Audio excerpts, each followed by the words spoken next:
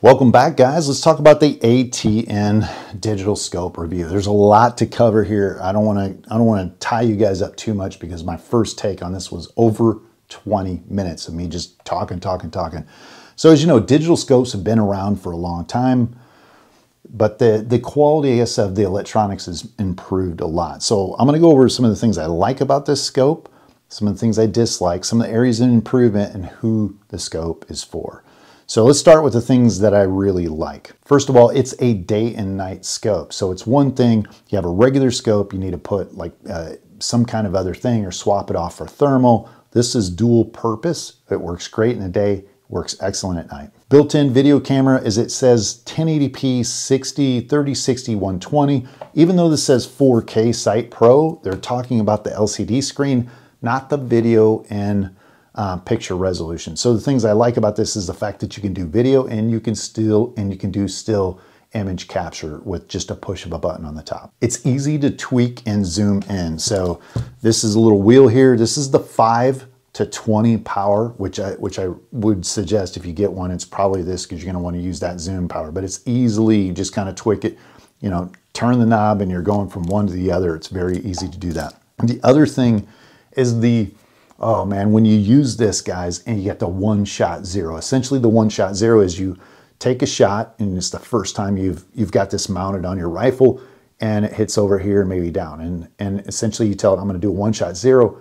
You have two cursors, one that stays where you're at, and you just move the other with the buttons and move it to the location of the impact, and then just hit set, and you're pretty much done. It works that well.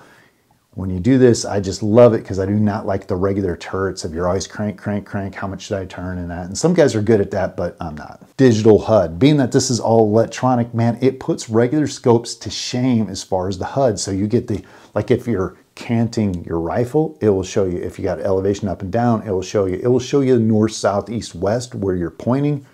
Yeah, in addition to that, it's got kind of a built-in digital rangefinder. It doesn't work great, but there's also some optional packages that you can bolt on here that work Bluetooth wise to give you the digital range. It will kind of connect in your HUD. You get to see how far the subject is away.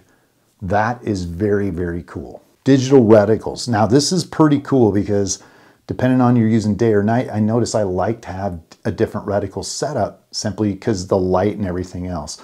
So there's probably, I don't know, 5 or 10 different reticles that you can choose. And these are actually supported by InStreetLock, an application that will show you your drops. So the application, there's a great application out there that's integrated that you can kind of do your BC calculations off that, manually do it within the phone app, and you can go ahead and do that. Battery life is really good. I would say 18 hours. This is a substantial jump up from the previous iteration of this scope. Prior, you only had maybe a couple hours and you had to have a huge battery to it. So they have really gone up like 1,000% on the battery and how long it lasts. So again, 18 to 21 hours, thumbs up on that. In the box comes a whole bunch of different scope mounts. So this is nice Picatinny.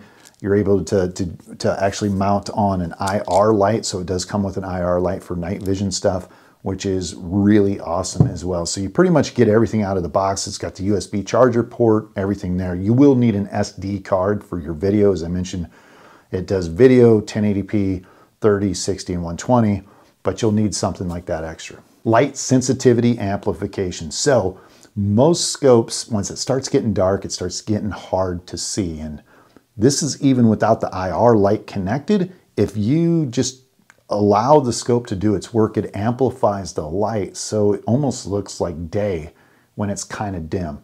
Now when it gets truly dark, pitch black, the amplification doesn't have anything to pick up, and that's the reason why you need the IR light. But just know that you can pretty much go as is easily during normal hunting hours. So there's a ton of different settings in this scope, much more than the PARD. The menu system I really dig. I like it's easy to see, it's big, it's bright, you got dedicated buttons to make it happen. That's a thumbs up. I actually like their menu design. I think it's pretty self-explanatory. You're not kind of wondering where you're at. You're like, oh, okay, I need to set this, or I need to move my reticle, or I got to do that. So that works pretty well. And lastly, the durability build. Now, a lot of people are kind of against electronics out in the field, but I'll tell you what, they've really kind of you know, with DSLRs, mirrorless cameras, you know, these guys are going in super cold weather, banging these cameras around. This is no different. This thing's built like a little tank. I have a lot of trust that this would put up with a lot of abuse overall. And so, yeah. All right, let's go to the things I dislike. Now, 1080p video, 4K screen. The problem is that's all at 5 power. And it looks good in 5 power, but as soon as you start turning up your zoom to 10 power to 20 power, it goes from like a 4K LED screen that you see to like 720p or 360p when you're at 20 power, and it's hard to see this. And this is one of the things, I bought this scope to get you guys in the camera when I'm starting to shoot pellets at the range. But the thing is, I couldn't pick up the impact on plates, like a little black dot on a white plate, enough to see where it hit. So I'd just have to look through another scope to see where it's at, and it's just not detailed. I have a 40 power scope that I use, and I can see the hit impact. I can see the dot clear as day. But on this, it's almost unusable. As I mentioned, the zooming and the panel, the view that you get is like 1080p, or I should say 4K normal, but when you zoom into all the way to 20, it's like 360p, and that translates over to your photos and to your video. Startup time. Startup time is probably 5 to 10 seconds.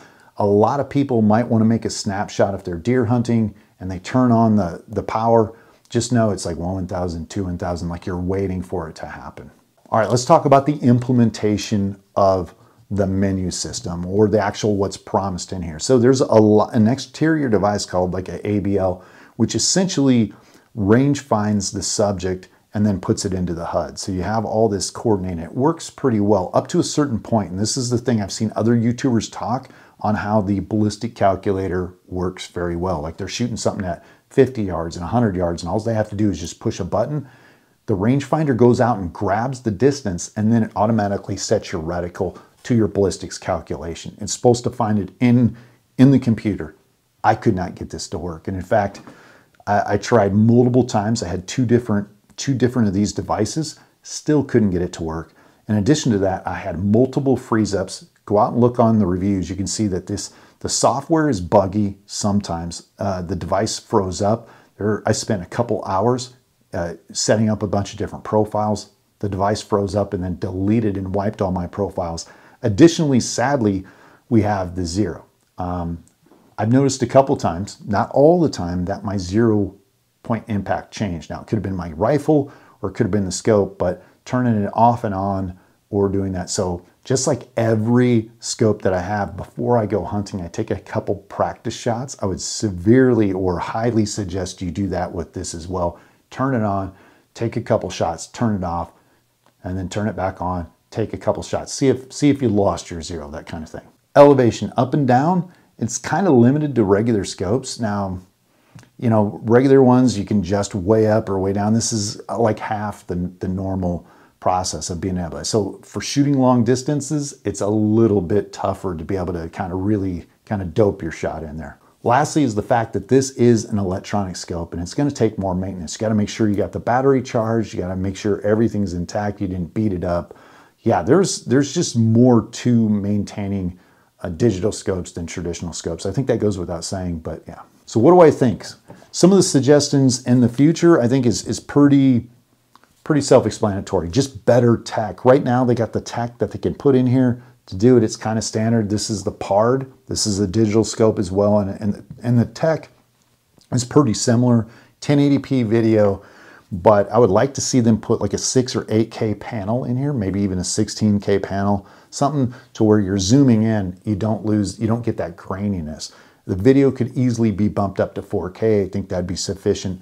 But yeah, in addition to that, make sure that they don't over-promise on the software. Right now, as again, I mentioned, I could not get the ballistic calculation to work. There's some wind stuff that wouldn't quite work the way I wanted it to. So yeah, there's just the technology and the software can be refined and improved. And lastly, the elevation. That if they can help that out a little bit, get a little bit bigger drop, get a little bit better adjustability in your scope to get you a little further out there, that'd be awesome. So who would I suggest this scope for? As I mentioned, shooting targets at 55 yards, I'm used to a 40 power scope that when you shoot a target, you can actually see just a little pellet hit it, and it's a little blemish or dark. You can pick that up. With this device, shooting targets or high precision shooting, I wouldn't suggest this device. It just isn't enough. Where it really shines is if you're hunting larger animals, deer, elk, coyote, that kind of stuff, day and night. If you're doing bigger game hunts, no problem. Even smaller game hunts like mice, squirrels, rabbits, no problem at all. It's just when you get down to that fine piece and you really need as much zoom as you can, that's where things get deteriorated. If you're a guy who needs a lot of stability, I mean, it just has to work day in, day out, and you don't want to be on the bleeding edge, I wouldn't suggest this for you. It's one of those things, highly suggest if you're a day hunter, maybe a 2-day hunter, you want to do some coyote hunting and you're going to bring it back to your house and you're going to power it up, you're going to take care of it, you're going to check it. It's not one of those things that some hunters that go to Canada, they put it on their gun and they just let it sit for 6 months. They don't test their gun, they pull it out, and the first thing they're going to be like, the battery's dead, and then their zero's gone. They're just going to run into a bunch of headaches. And then if they're 2 weeks in a forest or on a camping trip and they don't have available power, they're going to be kind of screwed as well. So if you know, kind of confining, if you're just a regular hunter, day or night, weekend warrior, totally acceptable. If you're a high precision hunter or high precision shooter, it's probably not the best bet. Or if you're going to go on really long trips and you need power and availability and stability with you. So there you guys have it, man. That's my review of the ATN. For me, I'm still on the fence of whether I want to keep this or not and use it in some of the video shoots, or just kind of move on and try something different. So if you like this stuff, you know what to do. Hit that like, subscribe, and I'll see you next week.